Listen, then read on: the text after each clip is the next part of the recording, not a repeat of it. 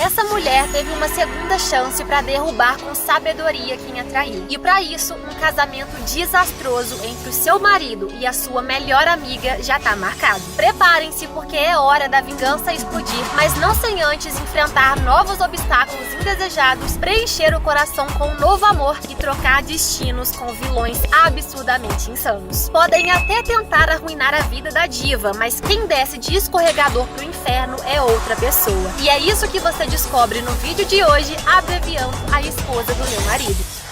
Receber uma proposta de casamento com um show de drones não é para qualquer um. E claro que a Sumin se corrói de inveja. Chega a ser pavoroso como ela sempre consegue elevar a manipulação emocional a outro patamar. A repulsiva pula no laguinho, desafiando a Jiwon a perdoá-la ou a deixá-la morrer. Coisa que a nossa santa não consegue. Por isso mergulha também. Eu não me surpreendi nem um pouco quando a Sumin puxa a Jiwon pro fundo tentando afogá-la. Mas os olhos sádicos e o sorriso sinistro dela, isso sim me assustou. Cruz credo. E ela não para por ali. Com a Jiwon no andar de baixo, ela descaradamente aquece a cama dos recém-noivos com o canalha do Minhwan. Mas tá, né? Cada um tem o que merece. Então a dupla de traidores fica com a nojeira, enquanto a Jiwon fica com o conforto sincero dos braços do Ji-hyuk durante a noite e pela manhã é aquecida pelas palavras doces dele e pelo nascer do sol num passeio de iate particular. Com um príncipe da lancha e dos ares como ele, eu achei até que demorou pra Jiwon se sentir afetada, mas essa hora chegou, ainda mais quando o elevador serve de cupido para a aproximação deles. Mas o plano de vingança precisa continuar, então bora pro próximo passo. Inflar o ego do Minhwan na frente do escritório inteiro e esvaziar o pouquíssimo dinheiro que ainda resta na carteira dele, comprando roupas caras e itens de luxo para conhecer os pais do energúmeno num jantar de família. Eu achei justíssimo, tá? Reparação monetária por tudo que ele a fez passar. Já a Sumin, percebendo que a Jiwon não é a mesma, evolui as suas táticas maliciosas e tenta comprar o seu perdão a presenteando com saltos vermelhos, os mesmos que usou no dia da morte da amiga no tempo original, e também as matriculando num curso de culinária. E para se adaptar a esse jogo horrível, a Jiwon aceita os presentes para fingir que fez as pazes, mas sozinha ela sabe que nada mudou. Era questão de tempo pra coitada coringar, né? Ela ri e chora ao mesmo tempo, agradecendo amargamente por aquelas pessoas continuarem provando serem podres até o âmago, porque isso só a fortalece e deixa a vingança mais fácil de enfrentar. Então chega o dia da aula de gastronomia, a mesma que a mãe do Minhwan frequenta. Lá, a Jiwon faz de tudo para entrar na lista proibida da senhora. Já chega brigando por causa de espaço, se faz de lerda e irrita a futura ex-sogra. O resultado é exatamente o esperado. A mulher já odeia a Jiwon e, em contrapartida, deseja ter uma nora doce, educada e boa cozinheira como a Sumin. Pois faça bom proveito, minha senhora. A Jiwon não tá nem um pouco afim do seu filhinho de cruz credo, porque ela tem coisa muito melhor. Ela tem um Ji-hyuk que tá se aproximando devagarinho. Tudo bem que ele tá meio tristonho, sofrendo antecipadamente porque não vê solução para o seu futuro limitado, mas mesmo não sabendo o motivo, a Jiwon tá ali oferecendo a mãozinha para ele segurar se isso o fará feliz naquele momento. Em outro lugar, a senhora Yang passa por momentos difíceis. Atolada de pendências até o pescoço, ela vai trabalhar no fim de semana, mas fica em pânico ao receber uma ligação da sua filhinha chorando de fome. Claro, né? O inútil do seu marido nem em casa tá. Fazendo o quê? Eu não sei, né? Mas coisa boa não pode ser. Ela fica cada vez mais aflita por estar parada no trânsito, até que a sua salvação chega em cima de duas rodas com um rostinho que, apesar de parecer fechado, tem um bom coração. O senhor Lee dá carona na motoca e o meu espírito fanfiqueiro já clama por romance. A filhota dela merece um padrasto melhor, né? Do que esse marido imprestável tendo a audácia de reclamar enquanto dá miojo pra filha comer. E infelizmente a gente começa a achar que a história dela tá muito parecida com a da Ju, ou melhor, com a da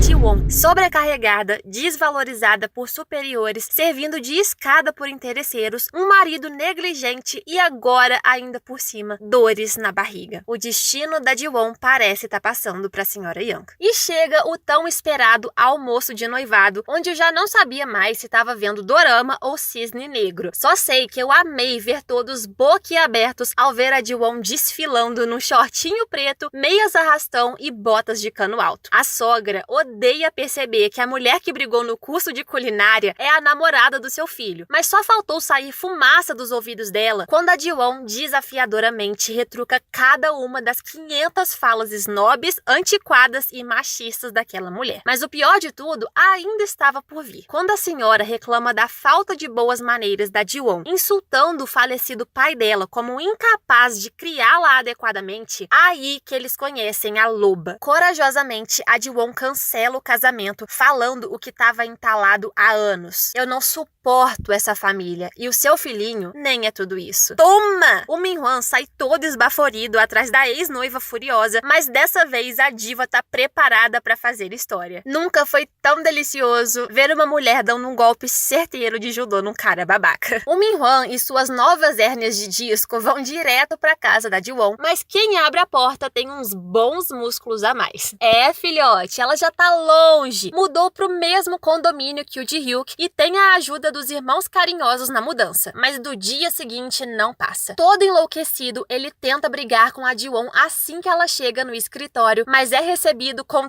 três tapas. E mais, balançando uma calcinha vermelha plantada pela própria diva, ela expõe o ex-noivo infiel na frente de todo mundo e em seguida estilhaça o anel na parede. Estressadinho, faltando só tirar as calças pela cabeça, o Min-hwan acaba descontando na Sumin, a rebaixando a nada e causando uma confusão que só serve para todo mundo descobrir que a amante é a própria Sumin. À medida que a fofoca se espalha, Park Calcinha vira chacota pública e a Sumin surta ao ver todos a desprezando. Mas provando que tudo que tá ruim pode piorar, para eles, é claro, aquele incidente da crise alérgica que os traidores tentaram encobrir é descoberto. E isso é a gota d'água. O senhor Lee lida com as consequências transferindo o Min-hwan para outro departamento e demitindo a Sumin. Claro que a cebosa não seria derrotada assim sem tentar dar a volta por cima. Então, nada inovadora, ela foge a uma carta de desculpas com mentiras mal contadas, se passando pela Ji-won. Apesar da diva levar um tapa injusto quando as vítimas invadem a empresa, o feitiço vira contra a feiticeira. Comprovando que esse dorama foi a minha dose diária de ódio, mas também de satisfação, a Ji-won expõe cada hipocrisia da Sumin enquanto ela se humilha pedindo perdão. E nossa senhora, a dissimulação era tanta que o meu olho revirava de um jeito que eu achava que nunca mais ia voltar para a órbita. Tentando causar alguma mísera pena, a Sumin aumenta as mentiras dizendo que tá grávida. A mais nova mitomaníaca. E olha, se for crime rir da desgraça dos traidores, pois podem me levar presa, porque é bom demais ver o sorriso cheio de dentes do Min-hwan sendo substituído por um berreiro patético quando ele é sequestrado por agiotas, que na verdade são os amigos de judô do Ji-hyuk. Para pagar suas dívidas, ele precisa casar. E quem é a única pessoa que ele poderia pedir em casamento agora e lucrar com a casa que seus pais dariam de presente? A Sumin, é claro. No antro da amante, ele põe o rabinho entre as pernas e toca o coração da cobra, reciclando palavras sobre criarem uma família juntos. Emocionada até demais, ela logo providencia um teste de gravidez positivo e um ultrassom falso para manter a sua mentira e enganar o bobo na casca do ovo. Enquanto eles acham que a Ji-won tá arrasada, ela tá bem brindando com as suas novas amizades saudáveis e aprendendo a atirar com o Ji-hyuk. Espero muito que ela não precise pôr isso em prática um dia. Aprender judô tá de bom tamanho, mas esse grude todo aí na aula e seu apoio podem continuar. Apesar de tudo, o Ji-hyuk não consegue parar de se preparar para sua morte com uma década de antecedência. Então, quando a Ji-won vai num encontro com o Nu, que ele mesmo e a Hyeon descolaram, ele acaba em casa, deprimido e emburrado, comendo direto do seu balde de sorvete. Tadinho. Mesmo com o encontro dos sonhos na pista de patinação, a Ji-won só consegue se imaginar ali com o Ji-hyuk, e é por isso que ela gentilmente rejeita o Nu ao chegarem em casa, porque ela só o vê como um bom amigo. Acidentalmente, o Ji-hyuk escuta essa conversa enquanto a esperava nos portões, e como tá frio demais para conversar ali fora, não quer entrar e tomar uma xícara de café? No AP dele, a Ji-won é recebida pelo clima aconchegante de Natal que ela sempre sonhou viver, e comovida por esse gesto dele, ela admite que só tem uma pessoa em mente, alguém que ela pode confiar por inteiro. Pela primeira vez, a Ji-won segue o coração e toma a iniciativa de um beijo suave. Apesar de hesitar por um segundo, o Ji-hyuk não resiste e os dois cedem ao sentimento fervoroso pavoroso que seguraram por tanto tempo. E agora eu quero saber quem é que vai pagar o meu cardiologista depois disso. Mas no meio do lovezinho, lá vem o Ji-hyuk com o seu dilema da morte e medo de deixar a Ji-won triste. Então, ele praticamente a expulsa da sua casa. Que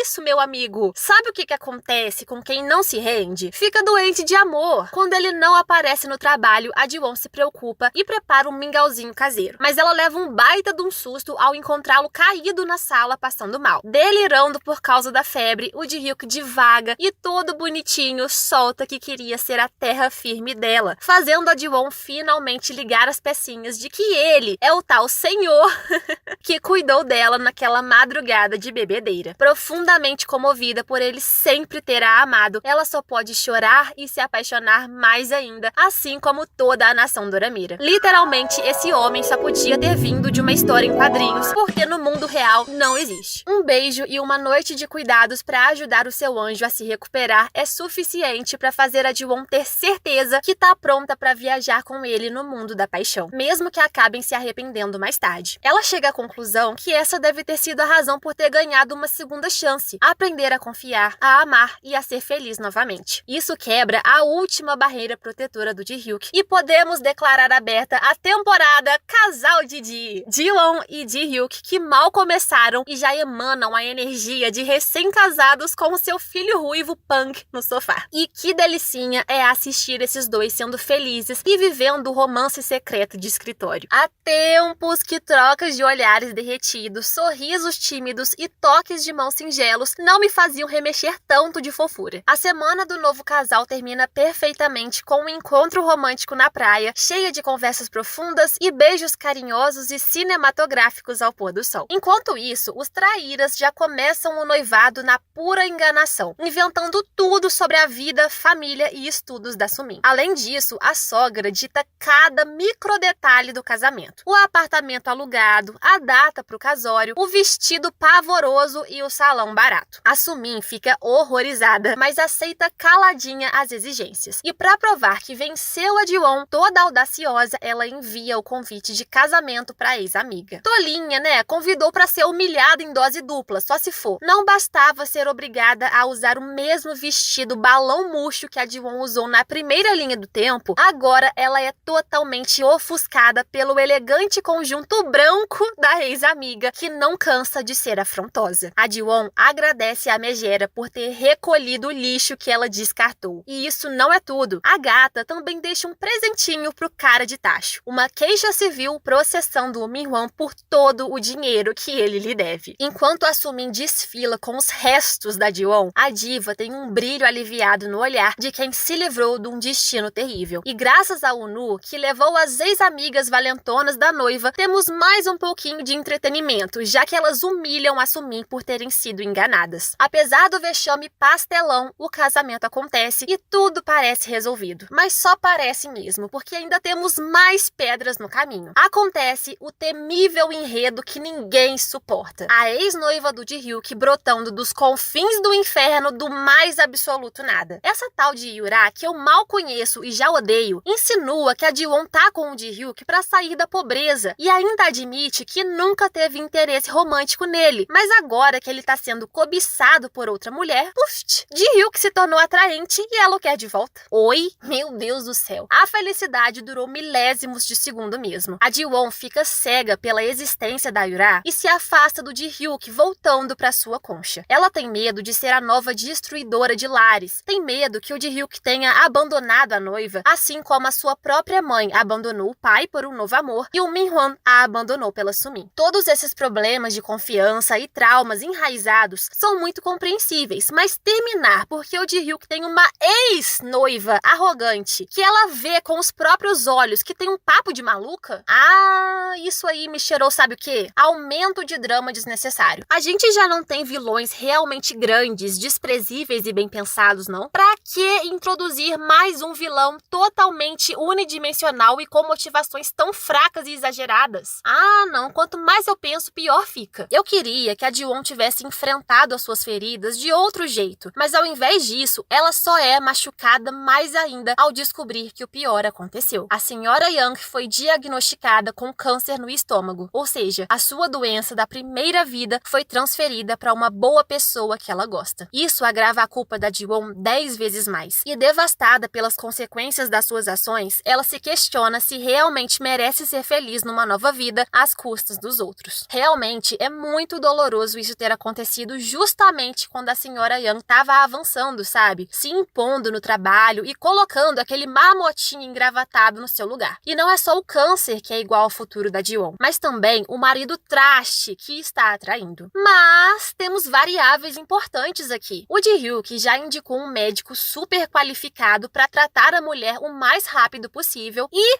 o Sr. Lee descobriu a traição. Ou seja, se ele continuar todo preocupadinho e cuidadoso com a sua colega de trabalho, igual tá sendo, o destino pode não ser tão trágico quanto imaginamos. E eu tava torcendo muito pra essa querida largar o peso morto que é o marido e ficar com o motoqueiro. Eu e aposto que todo mundo também. Trágica mesmo é a vida de casada que a Sumin tá levando, vendo a praga que o Min-hwan é. Ela tem que lidar com os muitos pitis raivosos do energúmeno e com as críticas da sogra mandona. Mas ao contrário da dócil Ji-won, a Sumin não aceita ser submissa e maltratada. Ela argumenta contra todas as implicâncias da sogra e para dar fim naquela mentira da gravidez, ela diz que teve um aborto espontâneo por causa dos ataques do marido. Os arrependimentos da encardida só pioram quando ela recebe um presentinho da possessiva Yura. Fotos da Ji-won sendo feliz com o Ji-hyuk. Ao entender que a ex-amiga trocou um baixa renda por um herdeiro, a Sumin tá pronta para incorporar as piores personalidades que existem dentro de si e armar um esquema de vingança. Pelo visto, abriram uma vaga para garotas tóxicas e a Yura ocupou esse cargo. Totalmente dodói da cabeça, querendo o Ji-hyuk de volta, não sei em que mundo ela acha que isso é possível, ela se aproxima do Min-hwan e com uma sedução venenosa planta a semente do ódio no canalha. Na primeira oportunidade, o infeliz encurrala violentamente a Ji-won por ter o enganado e o descartado. E apesar de acabar derrubado no elevador, ele dá a mão a Yura e se deixa ser usado como fantoche. A intenção não é só prejudicar a Ji-won, mas matá-la, porque agora ela vale 8 bilhões, depois do Ji-hyuk ter transferido basicamente todos os seus bens pro nome dela. Sério, a Yura é um projetinho de vilã tão ruim que eu senti falta da Sumin. A que ponto que eu cheguei? Mas não seja por isso, a pilantrinha não aceita sair perdendo, enquanto a Ji-won sai 8 vezes bilionária e feliz. Com a promessa que a Yura limparia todos os rastros nos bastidores, a Sumin traz a mãe fugitiva da Ji-won de volta. A mulher retorna com a maior cara de pau, como se nunca tivesse friamente abandonado a filha, e depois de uma maratona de compras muito esquisita, a mamãe deixa escapar que sabe sobre o namorado rico, revelando os seus motivos interesseiros para ter reaparecido. Infelizmente, tendo previsto isso, a Ji-won nega dar qualquer dinheiro e diz que só queria um encontro de mãe e filha pela primeira e última vez, para nunca mais precisar ver a cara daquela ingrata. Ah, e talvez você tenha se perguntado, como é que a Sumin conseguiu contato tão rápido assim com a mulher? Simples, porque a mãe da Ji-won abandonou a família para ficar com o pai da Sumin. Assim, até essa família disfuncional entra nos subornos gigantescos e se juntam aos planos maquiavélicos. Como o orgulho da Yura não a permite aceitar esmolas trilionárias do Ji-hyuk para deixar a Ji-won em paz, ela tá disposta a fazer tudo para reconquistá-lo, mesmo que precise atropelar todos em seu caminho. E isso, literalmente falando. Ela coloca o pai da Sumin para seguir a Ji-won num caminhão, mas o inteligente Sr. Lee alerta o seu amigo Ji-hyuk que a sua amada pode estar em perigo. Temendo o pior, o nosso príncipe grava um recado para Ji-won, finalmente confessando a verdade sobre a sua morte em 2023 e dizendo que voltou no tempo para protegê-la. É por isso que nessa vida ele não vai morrer em vão, ele vai morrer por ela. O Ji-hyuk avista a Ji-won sendo alvo do maldito caminhão da desgraça e apesar de ter todo o tempo do mundo para sair dali, ela fica estatelada como se soubesse que um herói a salvaria. E não dá outra. O Ji-hyuk se coloca na frente e recebe a batida em cheio, sofrendo o inevitável acidente parecidíssimo que causou a sua morte passada. Angustiada, a Ji-won o leva para a emergência e desidrata de tanto chorar quando escuta o recado que ele deixou. A sua montanha-russa emocional se intensifica ainda mais quando descobre com o Sr. Lee que a Sumin estava envolvida na tentativa de assassinato. Daí, não dá mais para adiar o combate frente a frente. Como sempre, a desprezível se faz de desentendida, né? Ai de mim tentar matar alguém. Mas quando a Ji-won surta por causa das 1001 mentiras que a Sumin vomita sem parar, a expressão magoada no rosto dela desaparece. Sem mais necessidade de fingir, a detestável cruelmente revela a verdade, que nutre más intenções desde a infância, quando descobriu que a Ji-won era filha da mulher que fugiu com seu pai infiel. Amargurada e com inveja da garota por ter um pai amoroso, enquanto ela foi deixada para trás, a imatura Sumin culpou a Ji-won de ser a raiz do seu sofrimento e só fez amizade para destruir a sua felicidade. Na cabeça da Sumin, a Ji-won não merecia ser feliz quando ela própria estava mergulhada na miséria. Como se a Ji-won tivesse sido feliz algum dia para começo de conversa, né? Claro que a infância traumática e a falta de amor paterno moldou seu medo de abandono, mas o jeito podre e sinistro de enfrentar isso não justifica, né? Até porque, pro choque da Sumin, a Ji-won sempre soube que a mãe a abandonou pelo pai da amiga, e nem por isso foi uma desalmada. Pelo contrário, ela realmente acreditava que as duas podiam ser amigas, podiam se apoiar na dificuldade e serem felizes juntas. Que ledo engano, né? Agora que as máscaras caíram, a Ji-won promete mostrá-la como é o inferno de verdade. Enquanto a Sumin surta em casa por tudo tá dando errado, a Ji-won volta pro lado do seu amor e todas as suas súplicas pedindo pra ele acordar funcionam. O Ji-hyuk continua a curar os nossos corações quando abre os olhos e já logo lança uma confissão de amor pra Ji-won, que retribui as palavras que ele esperou por tanto tempo. É destino inevitável, vai ter que ralar muito pra separar esses dois, hein? O amor incondicional dele permanece nos próximos dias de recuperação, junto com um lado fofo que borbulha como nunca antes. O seu braço imobilizado vira a desculpa perfeita para convencer a Ji-won a cuidar dele, alimentá-lo na boquinha e passar a noite de chamego, mesmo que seja no chão. As costas dele nem doem mesmo, né? Depois de ser atropelado.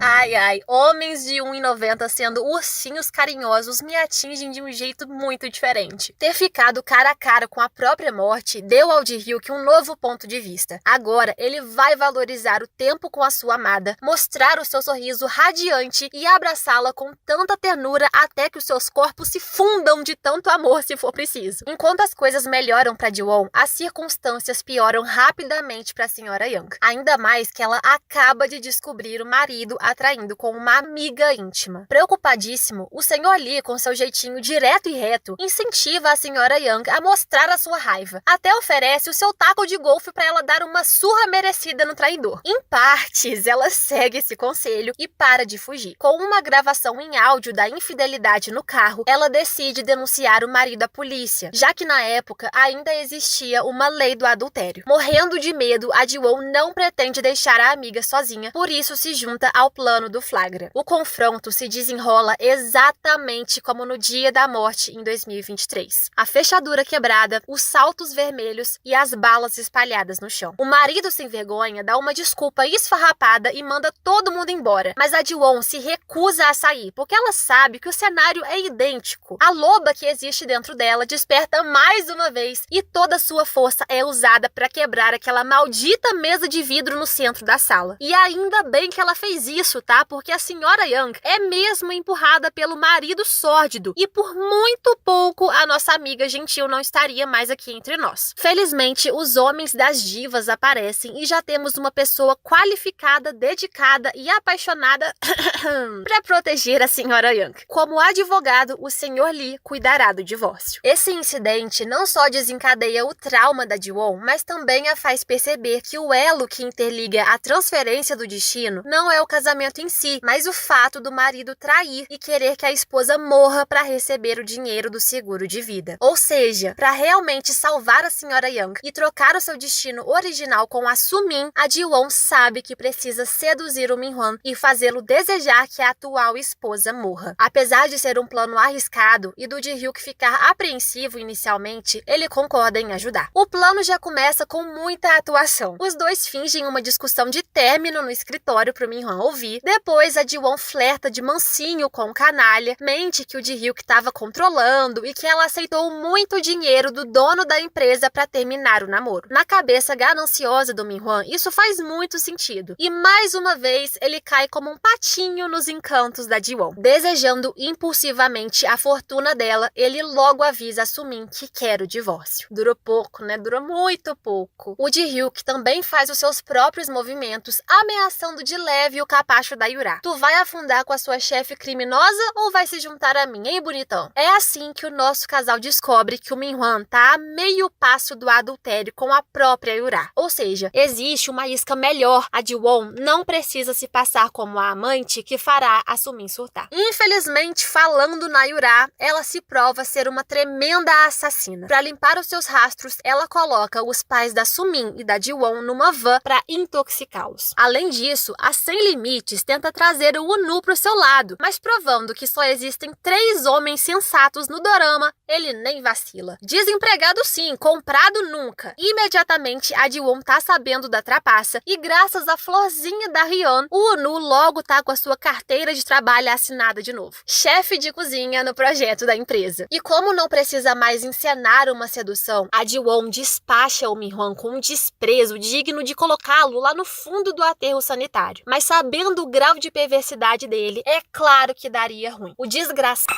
assusta a Ji-won num pique-esconde cruel e assustador. E eu só notei que estava prendendo a minha respiração quando ele a encontra. Com o ego ferido por ter sido enganado de novo e pela Ji-won o desafiar a matá-la, o Min-hwan a estrangula com ódio e só para ao ser acertado pela voadora do Ji-hyuk. E tá aí, top 10 coisas que eu amo na vida. Ver o canalha ser derrubado com golpes de judô. Depois da merecida surra, os dois acabam na delegacia, onde o traste não mostra um pingo de remorso. Pelo contrário, ele não se ouve, gente, e julga o Ji-hyuk por usar a força, quando ele fez o mesmo com alguém em desvantagem. Pro seu azar, o nosso herói é rapidamente liberado, enquanto ele fica lá fazendo o que faz de melhor, choramingar pelos cantos. Depois de ser buscada no hospital pelos amigos preocupados, a Ji-won volta para casa e sofre com um ataque de ansiedade e angústia muito grande. Mas agora ela não precisa passar pelo trauma sozinha. O apoio inabalável do Ji-hyuk e o seu cafuné a acalmam e trazem o porto seguro que ela tanto precisa. Com mais raiva que os 40 mil espectadores desse dorama, ninguém mais segura o Ji-hyuk. Ele vai ferrar com o Min-hwan de todos os jeitos possíveis e impossíveis. No dia seguinte, o verme é liberado com a ajuda da Yura e já recebe a notícia que foi demitido, seguido por ligações de todos os bancos da Coreia cobrando seus empréstimos, sem falar nos agiotas que pretendem lidar com o pagamento de outros jeitos um pouco mais inusitados, digamos assim. À beira de um colapso nervoso, o Min-hwan hackeia a conta bancária da Sumin, rouba todo o dinheiro dela, inclusive o escondido no armário, e também vende a bolsa de grife. Mesmo assim, ainda não é suficiente, mas milagrosamente, só que não, chega uma boia salva-vidas para desafogá-lo das dívidas. Um documento do seguro de vida que a empresa concede a seus funcionários, que olha só, lhe dá direito a 500 milhões no caso de morte acidental da cônjuge. Coisa maravilhosa, né? Claro, isso foi jogada do casal Didi, porque eles sabem que o desesperado Min-hwan veria a sua solução na morte da Sumin. Ele pede ajuda da Yura para sumir com a esposa para sempre, e a coisa ruim topa esse plano, porque ela também se beneficiaria com isso, já que dias atrás ela foi chantageada pela cobra número 1 com uma prova dos seus crimes. Claro, né? A Sumin não admitia cair sozinha. Muito bem, tá de parabéns. Pra Yura, essa jogada funciona perfeitamente, porque ela abandonaria o Min-hwan e de quebra a Sumin iria pro Beleléu. Só falta uma pessoa ser posicionada nesse palco pro show ser perfeito. A própria Sumin. O Ji-hyuk a encontra e, fingindo simpatizar com a situação dela, sugere que ela acuse o Min-hwan por adultério. Assim, ela receberia indenização e ele teria a Ji-won de volta. Apesar de não confiar 100% e odiar o escurraço que leva do Ji-hyuk a chamando de egoísta e não confiável, a Sumin suporta menos ainda o fato da Ji-won ser mais desejada. Tendo certeza que o Min-hwan tá atraindo com a maior inimiga, a jararaca invade o escritório e confronta a ex-amiga, zombando dela por seduzir o seu marido.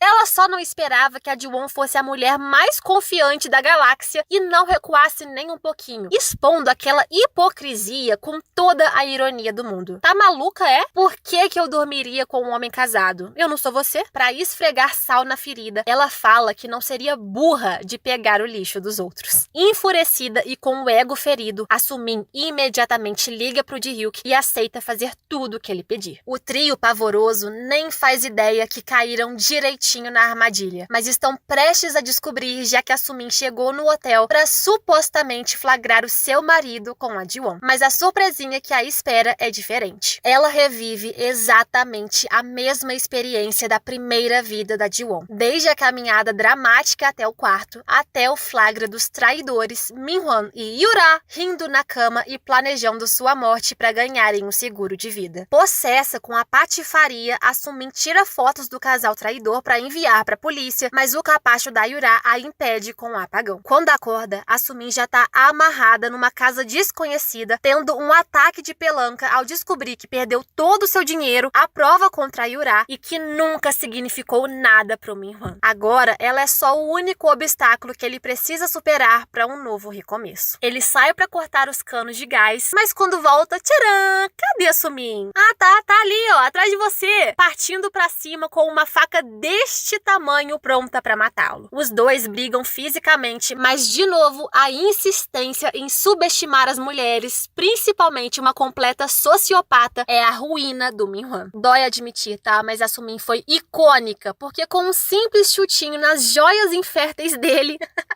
ela o derruba, o humilha e consegue o empurrar para longe. Se debatendo numa cena muito familiar, o Min-hwan cai direto na mesa de vidro e sangra até a morte, herdando o destino trágico da Ji-won, pra minha surpresa. Nossa, mas foi uma dessas reviravoltas que dão gosto, tá? Porque no fim, foi só o karma acertando em cheio o alvo numa justiça poética. Ele colheu exatamente o que plantou, e é por isso que a Ji-won não deve sentir nenhum pingozinho de dó. As provas que a senhora Yang apresentou contra o seu marido traidor de repente são restauradas como se nunca tivessem dado defeito. Isso porque o destino já recolheu a sua vítima, então não tem mais necessidade de prender a mulher num casamento péssimo. O marido já tinha sido um louco outro dia, ameaçando a esposa no hospital, e se não fosse pelo Sr. Lee para protegê-la e expulsar o fracassado, o pior poderia ter acontecido. Mas agora o caminho tá livre para ela se recuperar da cirurgia bem-sucedida e recuperar a felicidade ao lado da família que ama, dos novos amigos e quem sabe ao lado de um novo amor que vale muito mais a pena. E nem me venha com o papinho que é só trabalho, tá, príncipe da motoca? Agora que o divórcio foi concluído no tribunal, você pode parar com essa desculpinha que não engana ninguém e deixar os sorrisos lindos nascerem nesses rostinhos. Até o vovô cabeça dura tem sorrisos a mostrar pra Ji-won. Depois de ouvir como ela gosta profundamente do neto e de entender que só ela pode fazê-lo feliz, o vovô finalmente dá o braço a torcer e apoia o amor do casal Didi, pronto para aceitá-la na família. Profissionalmente, também tudo caminha muito bem para Ji-won. O seu projeto com o Nu é um super sucesso e enquanto trabalhava com a Hyeon, o fofonildo se encanta pela florzinha. Um toque na orelha é suficiente para desmanchá-lo e com a química transbordando, os dois assumem que se gostam. Dando tudo que a gente queria, o Sexteto de Ouro organiza um mega encontro comunitário de casais abençoados, onde eles se divertem e comemoram todas as vitórias e amores também, né? Cada um com seu jeitinho. Entretanto, né, ainda não dá pra relaxar, porque a Sumin tá à solta e mais obcecada do que nunca. É claro que ela voltaria uma última vez pra infernizar. Assim que a Ji-won abre a porta, ela é atingida por um choquinho e quando acorda, tá amarrada observando a abominável derramando gasolina pra incendiar tudo. E nessa hora, tudo que eu conseguia pensar era: meu Deus, mas que ideia de jirico, o que vocês estão fazendo? Até eu esqueci da mente de titânio da Ji-won, né? Quem diria a Sumin? Claro que ela não saberia. Previsivelmente, a ordinária culpa a Ji-won por tudo, confessando que matou o Min-hwan, mas se vangloriando por sair ilesa, por ter vencido de novo. Mas o que ela não sabia é que aquilo era uma armadilha. Conhecendo a obsessão da Sumin, a Ji-won já estava se preparando para enfrentar aquela que um dia chamou de melhor amiga. Junto com o Ji-hyuk, ela treinou mais habilidades de autodefesa e instalou câmeras escondidas no apartamento. E é por isso que agora a diva diz a mais mais pura verdade. Você não ganhou nada. Eu ganhei. Quebrando a braçadeira na coxa e desarmando a Sumin com golpes certeiros de judô, ela imobiliza a criminosa até o reforço chegar para prendê-la. É isso aí. O jogo virou. A Ji-won conseguiu enfrentar de frente e finalmente tudo acabou. Ela saiu vitoriosa. Mesmo na prisão, a Sumin alimenta as suas ilusões de vítima inocente. Mas é só quando o Min-hwan faz uma visitinha do mundo dos mortos no seu sonho que ela enlouquece de vez. Presa na própria mente e perturbada pelo seu maior pesadelo. A Ji-won ser feliz sem ela. É aquilo, né? Os vilões tiveram várias chances de parar, mas escolheram continuar e cavar a própria cova. E é por isso que o castigo é tão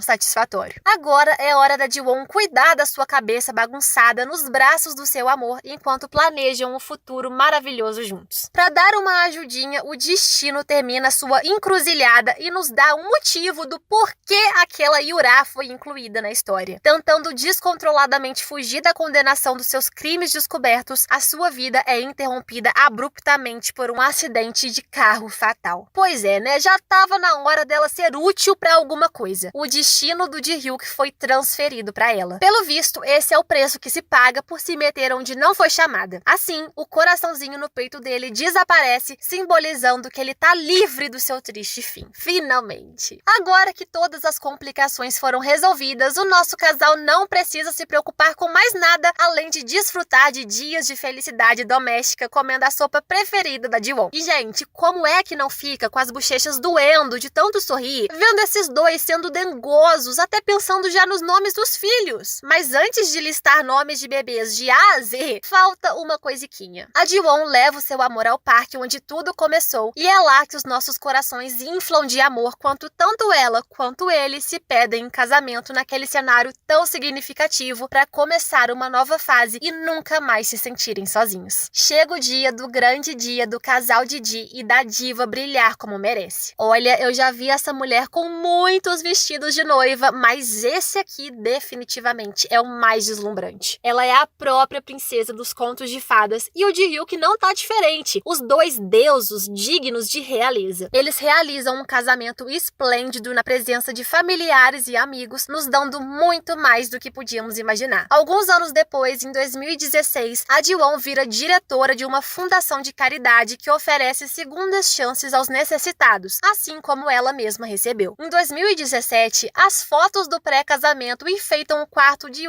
dois bebês e um gato. Eles viraram papais de gêmeos e mesmo no cansaço e no fedor da caquinha, eles continuam firmes, os criando com muito amor sob o lema da família, ser o porto seguro um do outro. Já em 2023, mais uma adorável recém-nascida chega pra família, pra Hyeon e o vovô cuidarem, enquanto os casadinhos ressignificam uma data muito importante, o dia original da morte da Ji-won. É incrível pra ela comemorar a magia do recomeço e pensar que pôde presenciar a primavera 2 vezes e de jeitos tão diferentes. Na primeira, ela observava as pétalas do hospital e agora, ao lado do Ji-hyuk, naquela galeria de arte encantadora, ela só pode agradecer por ele lhe dar motivos para desejar viver o amanhã todos os dias. Verdadeiramente, eles estão felizes e entenderam a mensagem central. Valorize a si mesmo, porque só assim você pode se redescobrir, brilhar e avançar em direção a um futuro melhor. A esposa do meu marido marcou essa primeira etapa de 2024 com carimbo de ouro. Literalmente tudo foi bom. Desenvolvimento, enredo, casal e atuação. Afinal, o ódio desesperador que a gente sentia dos vilões Sumin e Min-hwan é mérito total desses atores absurdamente bons. E é isso, né? Chegamos ao fim e vida que segue. Eu só não sei pra onde. Até o próximo vídeo e tchau! No fim, o maior vilão sabe quem foi?